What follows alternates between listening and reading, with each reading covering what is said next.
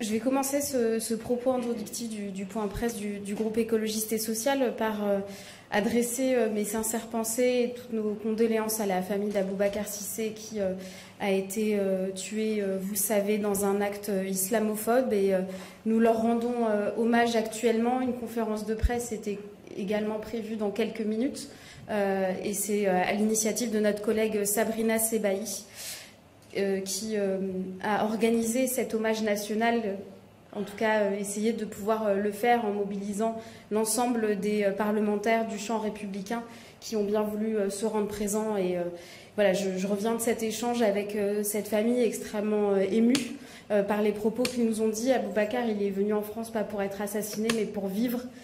Et parce qu'il était musulman, parce qu'il se trouvait dans un lieu de prière, eh bien, il a été assassiné. Et ce crime odieux devrait réunir l'ensemble de la nation. On ne s'attaque pas seulement à une personne en raison de sa religion, enfin on ne s'attaque jamais à une personne en raison de sa religion, dans son lieu de culte.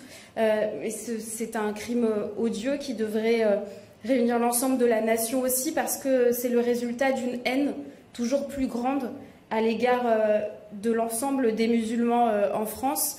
Et là encore, je prends appui sur le rapport qui a été réalisé par notre collègue Sabrina Sebahi à son initiative lorsque nous avions eu un débat il y a quelques semaines dans l'hémicycle et qui nous montrait à quel point bien, les propos islamophobes, les actes islamophobes conduisaient aux pires agressions. Et là, nous en sommes arrivés au pire. Au pire parce que c'est un acte qui a été commis, mais c'est aussi un acte qui n'est pas traité par des irresponsables politiques, j'ai envie de dire, comme il faudrait que cela soit.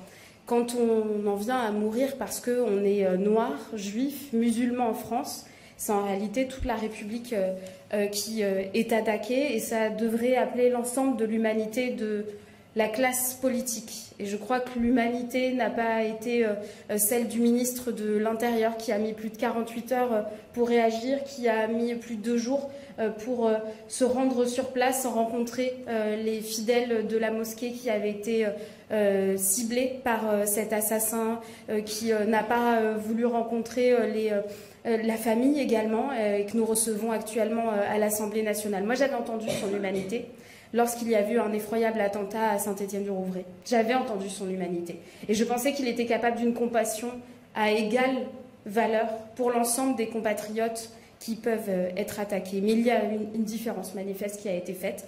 Et je me demande la raison de cette différence. Alors aujourd'hui, nos compatriotes musulmans ont peur. Ils sont en colère. Je l'ai entendu, j'ai échangé avec des recteurs de mosquées également qui nous disent à quel point il y a une colère et une tristesse profonde dans le pays. Et notre responsabilité, notre humanité, c'est de les écouter avec dignité. C'est de leur apporter la protection et la sécurité dont la République s'honore à garantir chaque citoyenne et chaque citoyen, peu importe la couleur de peau, peu importe sa religion. Je vous remercie.